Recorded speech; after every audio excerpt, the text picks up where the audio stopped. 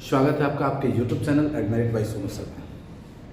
आइए आज crash course की इस कड़ी में हम लोग पढ़ते हैं डिटर्मिनेंट्स को, जो एक्सरसाइज 4.4 होगा, जो कि इसके पहले हम लोग पढ़ चुके हैं। तो आज हम पढ़ेंगे एक्सरसाइज 4.4 और इसके आगे। तो एक्सरसाइज 4.4 में हम देख रहे हैं कि प्रश्न दिया है जिसमें सिर्फ और सिर्फ उप सारणी को हम इसके सहखंडन को ज्ञात करने हैं।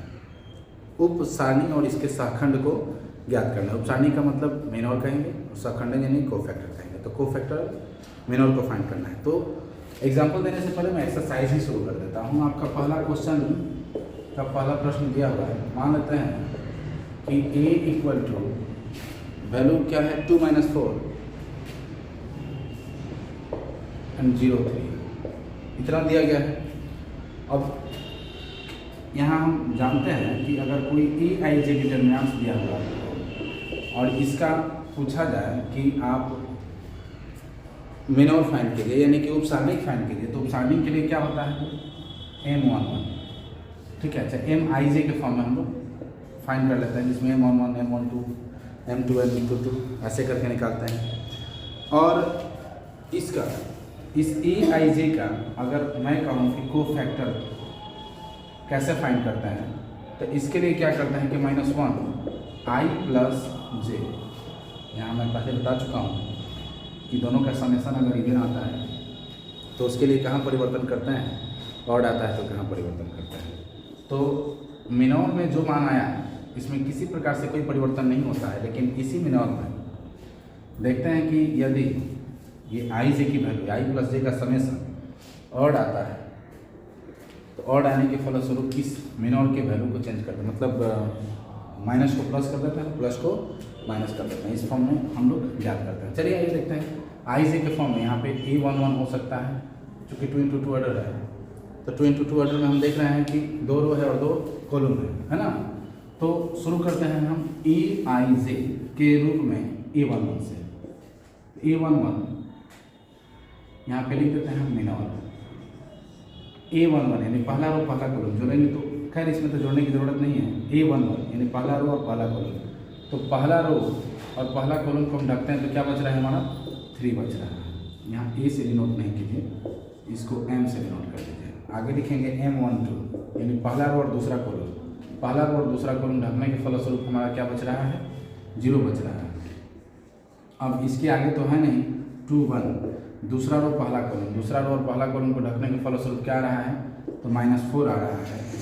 और M22 दूसरा रो और दूसरा कॉलम को ढकने के बाद, दूसरा रो दूसरा कॉलम को ढकने के बाद क्या आ रहा है 2 आ रहा है। लेकिन इसी का अगर हम को फैक्टर फाइंड करते हैं यानी कि सहखंड निकालते हैं, तो सहखंड ए जैसे मिनोर था उस तरह से को फैक्टर यानी कि A11, तो 1 1 यहाँ पे क्या होगा पहला रो और पहला कॉलम, पहला रो और पहला कॉलम के बदले में क्या आ गया 3 आ गया, तो 3 लिख दिए। इसके चिन्हों में परिवर्तन हम नहीं करेंगे क्योंकि एक और एक दोनों को जोड़ेंगे यानी आई प्लस जे का समेसन हम ज्ञात करेंगे। तो आई प्लस जे का समेसन यहाँ पे 2 आ रहा है और 2 एक इवन नंबर है, तो इवन में किसी प्रकार से परिवर्तन नहीं करते हैं। लेकिन यहीं पे अगर ऑड आ जाता है तो इसके वैल्यू को हम क्या करते हैं, वैल्यू जो दिए गए हैं उसके चिन्हों को क्या करते हैं हम लोग बदल देते हैं, ठीक है। आइए इसके बाद है A12, तो 2 1 3 ध्यान रखेंगे यहाँ पे ऑड आ रहा है, तो 1 2 का वैल्यू कितना आया है 0 आया है, तो यहाँ पे हमने 0 लिख दिया, लेकिन 0 में तो माइनस लगाएंगे नहीं। आगे बढ़ते हैं A21 का वैल्यू कितना आया -4 आया है, लेकिन ध्यान रखेंगे 2 1 3 यहाँ पे ऑड आ रहा है, तो इसके सिंबल को क्या करेंगे हम लोग चेंज कर देंगे, मतलब कि जो माइनस के राशि दिए गए हैं उसको प्लस बना देंगे और प्लस वाले राशि को क्या कर देंगे माइनस बना देंगे। आगे देखते हैं A22 दूसरा रो और दूसरा कॉलम, दूसरा रो और दूसरा कॉलम, 22 का वैल्यू कितना आ रहा है 2 ही है। यहाँ पे देख लीजिएगा 2 और 2 को जोड़ते हैं तो क्या होगा इवन आ रहा है, और इवन में किसी प्रकार से परिवर्तन नहीं आना होता है। गौर करेंगे कि जब आप मिनोर फाइंड कर रहे हैं तो मिनोर में किसी प्रकार से कोई परिवर्तन करने की जरूरत नहीं है, लेकिन जब यही आप कोफैक्टर यानी कि सहखंड निकालते हैं तो सहखंड निकालने के समय आप आई एंड जे के वैल्यू को जोड़िएगा, और आई और जे के वैल्यू को जोड़ने के बाद अगर यह इवन आता है तो इसमें किसी प्रकार से परिवर्तन हम लोग नहीं करते हैं। लेकिन यही आई प्लस जे की मान का समेसन अगर ऑड आ जाता है तो ये प्लस वाला क्या बन जाता है माइनस, और माइनस वाला क्या बन जाता है प्लस, ये ध्यान रखें, ठीक है। इस तरह से चिन्हों में परिवर्तन किया जाता है। ठीक है, तो पहला प्रश्न में यही था कि आप मिनोर निकालिए और कोफैक्टर निकालिए। तो आप समझ रहे हैं कि मिनोर कैसे निकालते हैं, कोफैक्टर कैसे निकालते हैं, बेसिक आप लोग पढ़ चुके हैं। ठीक है, आइए देखते हैं नेक्स्ट क्वेश्चन। इसमें 2 नंबर में दिया हुआ है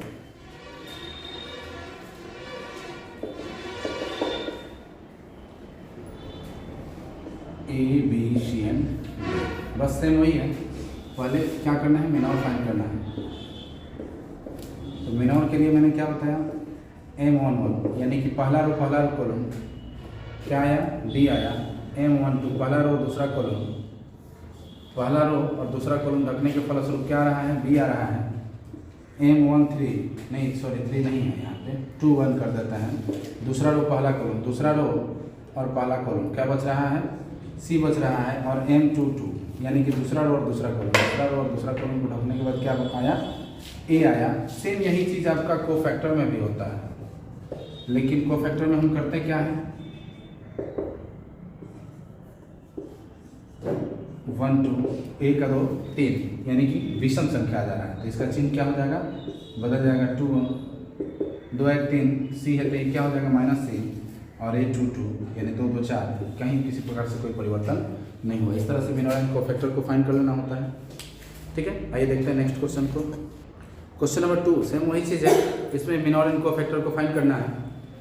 और इसमें हम देख रहे हैं 2 प्रश्न दिए गए हैं, तो दोनों में एक में आई का वैल्यू यानी 1 0 0 0 1 0 0 0 1 है, उसको छोड़ देते हैं।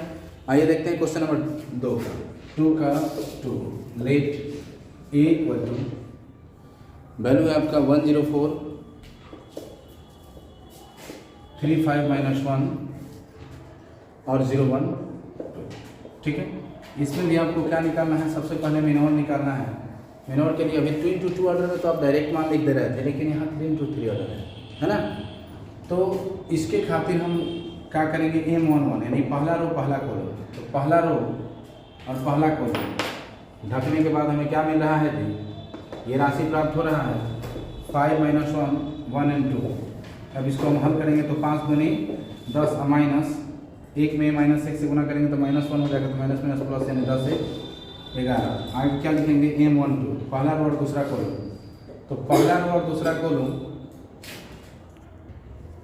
ठीक है, तो पहला रो और दूसरा कॉलम, तो हम देख रहे हैं कि पहला रो देख रहे हैं और दूसरा कॉलम इसको ढक दिया। देखिए तो इस पर इसको ढकने के बाद क्या बच रहा है, 3 - 1 0 और 2 क्या आ जा रहा है, 3 दूनी 6 और 0 माइनस माइनस प्लस 0 0 में 1 से गुना करेंगे तो 0 ही होगा। M13 यानी पहला रो और तीसरा कॉलम, पहला रो और तीसरा कॉलम ढकने के बाद क्या आ रहा है, 3 5 0 और 1 मल्टीप्लाई करेंगे, फर्स्ट डायगोनल 3 या -0 और 5 से गुना करेंगे तो 0 यानी कि 3 आ गया। ठीक है जी, अब इसी तरह से हम क्या निकालेंगे, 2 1 2 2 2 3 3 1 3 2 3 3 है ना।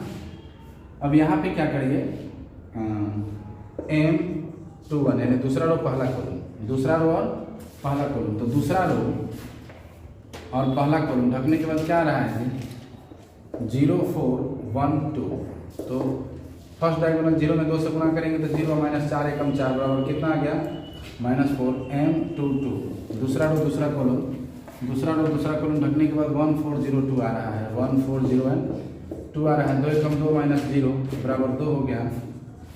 M23 यानी कि दूसरा रो और तीसरा कॉलम ढक देते हैं तो क्या जा रहा है, 1 0 0 और 1 यानी कि फर्स्ट डायगोनल के गुणनफल 1, सेकंड डायगोनल 0 यानी कि 1 ही हो जाएगा।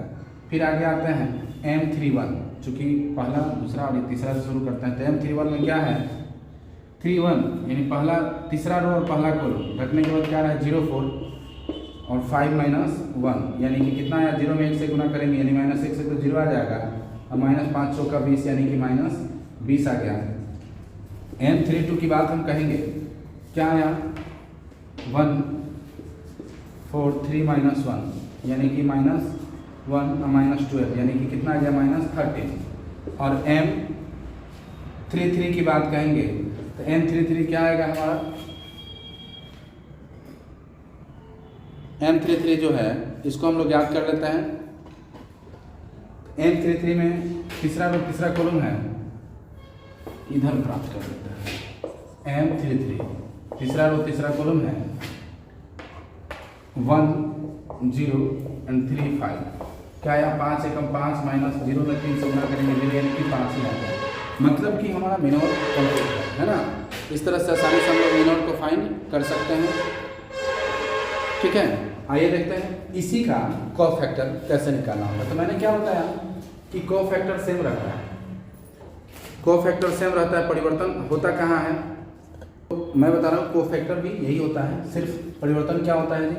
तो ये आई एन जे की समेसन जो देखिएगा, आई एन जे का समेसन आपका अगर ये इवन आ रहा है तो कोई परिवर्तन नहीं होगा, लेकिन ऑड आ रहा है तो इसके चिन्हों को हम क्या कर देते हैं, बदल देते हैं। हम इसी पे बना दे रहे हैं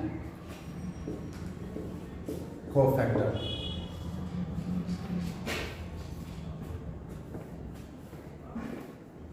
कोफैक्टर के लिए करना क्या है, जैसे A11 पहला रो पहला कॉलम सेम वही चीज होता है, 1 1 2 कोई दिक्कत नहीं, 1 2 2 1 3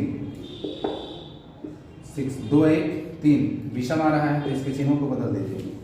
A13 3 1 4 कोई परिवर्तन नहीं। फिर इधर आते हैं 2 1 2 1 3 विषम आ रहे थे, माइनस होने पर क्या हो जाएगा, प्लस कर देते हैं। A22 2 2 4 सम आ रहा है, कोई परिवर्तन नहीं, 2 3 3 2 5 आ रहा है, अर्थात ये विषम है तो इसके चिन्हों को क्या कर देंगे, बदल देंगे। 3 1 3 1 4 सम आ रहा है, किसी प्रकार से परिवर्तन नहीं। 3 2 3 2 5 ये माइनस है तो क्या बन जाएगा, प्लस बन जाएगा।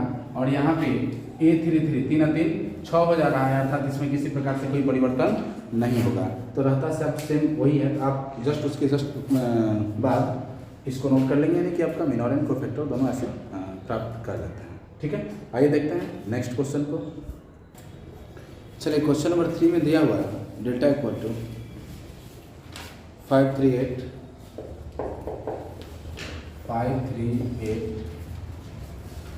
201 1 2 एंड 3। ठीक है, अब कह रहा है कि इसमें दूसरे पंक्ति का कहने का मतलब क्या हुआ कि सेकंड रो का प्रयोग करके इसका मान ज्ञात करना है। तो सबसे पहले हम दूसरे पंक्ति इसको देख रहे हैं, 2 1 है तो 2 1 पे 2 आ रहा है, 2 2 पे क्या आ रहा है, 0 आ रहा है, और 2 3 A23 पे क्या आ रहा है, 1 आ रहा है। दोनों का योगफल विषम, दोनों का योगफल विषम। तो विषम होने पे यहाँ पहला तीसरा चिन्ह बदल जाएगा। दूसरी बात, डिटर्मिनेंट्स की जो वैल्यू फाइंड करने के लिए मैं पहले सिखा रहा था तो बताया था कि बीच वाला भाग क्या होता है, इसमें आई और जे का समेसन हमेशा क्या होता है, विषम होता है। विषम होने के कारण इसके चिन्हों को क्या कर देते हैं हम लोग, बदल देते हैं। माइनस होने पे प्लस कर देते हैं, प्लस होने पे माइनस कर देते हैं। ठीक है, तो पूरे का नहीं, हम किसी एक का विस्तार करेंगे और विस्तार करके इसके मान को फाइंड कर देंगे, याद कर देंगे। तो इसके लिए सबसे पहले हमने 2 का प्रयोग किया,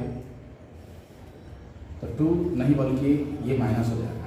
ठीक है, तो 2 को सामने की रो एंड कॉलम को ढकने के बाद क्या आ रहा है, 3 8 2 3 प्लस ये क्या हो जाएगा 0, इसके सामने की रो कॉलम को ढक रहे हैं तो 5 8 1 3 आ रहा है, प्लस प्लस में ये भी क्या हो जाएगा, माइनस हो जाएगा, तो -1 5 3 1 एंड 2।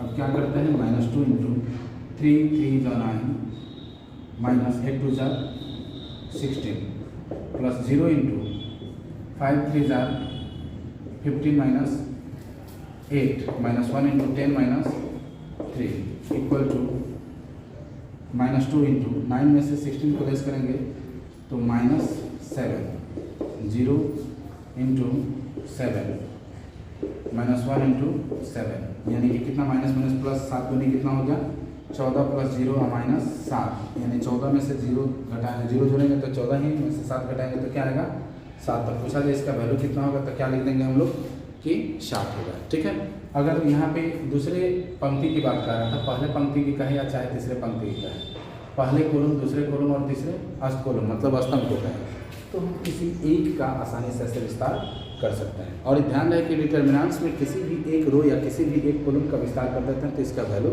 प्राप्त हो जाता है, यानी कि मोड के मान को हम लोग स्पष्ट रूप से ज्ञात कर लेते हैं। आइए देखते हैं नेक्स्ट क्वेश्चन, गौर करेंगे। क्वेश्चन नंबर 4 में कह रहा है कि तीसरे स्तंभ, ठीक है, तीसरे स्तंभ का प्रयोग करके, मैं पहले बता चुका हूँ कि किसी भी डिटर्मिनेंट्स की वैल्यू को फाइंड करना है तो सबसे पहले उसे छोटा कर लेते हैं, सरल कर लेते हैं। और छोटा करने के बाद देखेंगे कि जिसमें अधिकांश 0 आ रहा है उसका विस्तार कर देते हैं। लेकिन यहाँ पे ये ऑलरेडी कह रहा है कि तीसरे स्तंभ यानी कि थर्ड कॉलम का प्रयोग करना है। तो थर्ड कॉलम का प्रयोग करके इस डिटरमिनेंट्स की मान को ज्ञात करनी है।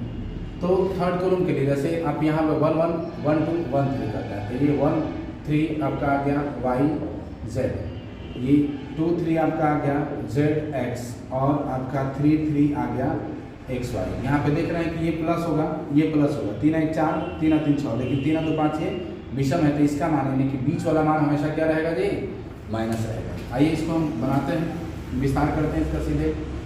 तो सबसे पहले हम वाई जेड का विस्तार करने के खातिर देख रहे हैं कि इसके सामने की रो और कॉलम को ढक दिए हैं, तो क्या आया 1 y 1 z।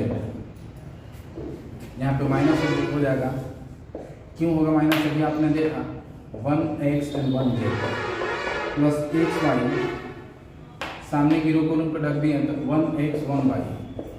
ठीक है, आप क्या करेंगे, यहाँ पे 1 फर्स्ट डायगोनल के गुणनफल में से सेकंड डायगोनल गुणनफल को क्या करेंगे, घटा देंगे, है ना, z minus y minus z x into z minus x plus यहाँ गया x y into y minus x. ठीक है, यानी कि फर्स्ट डायगोनल के गुणनफल में से सेकंड डायगोनल गुणनफल को हमने क्या किया, घटा दिया। अब इधर मल्टीप्लाई कर लेंगे, यहाँ पे हो जाएगा y z square minus y square z minus z square x minus minus plus हो गया आपका, ये हो गया एक्स स्क्वायर जेड प्लस ये हो जाएगा x y square minus x square y, है ना। ऐसे करते हैं, इसको थोड़ा सा सरल कर लेते हैं, x square z minus x square y. ठीक है, इसके बाद इसको लिख देते हैं plus x square z minus z square x, इसके बाद देखो प्लस एक्स वाई स्क्वायर, और यहाँ पे हो जाएगा आपका plus y z square minus y square z. ठीक है, इसमें से कॉमन हो गया एक्स स्क्वायर, आया क्या जेड माइनस वाई, इसमें से कॉमन हो जाएगा माइनस एक्स कॉमन लिया तो ये जेड स्क्वायर, और माइनस ये हो गया वाई स्क्वायर, और प्लस इसमें से वाई जेड इसमें भी, वाई जेड इसमें भी, वाई जेड कॉमन लिया तो जेड माइनस वाई। ठीक है, ऊपर हम मिटा दे रहे हैं।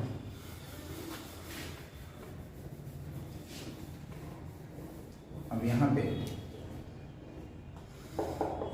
X square z minus y minus x into a square minus b square का फॉर्म है, इसको तोड़ेंगे तो z plus y into z minus y आ जा रहा है, और प्लस वाई जेड यहाँ पे जेड माइनस वाई। अब हम देख रहे हैं कि इसमें भी जेड माइनस वाई, इसमें भी जेड माइनस वाई, इसमें भी जेड माइनस वाई, यानी कि तीनों में है जेड माइनस वाई। इसको हमने कॉमन कर दिया, पहला टर्म आया क्या, x square minus x into z plus y और प्लस वाई जेड आया।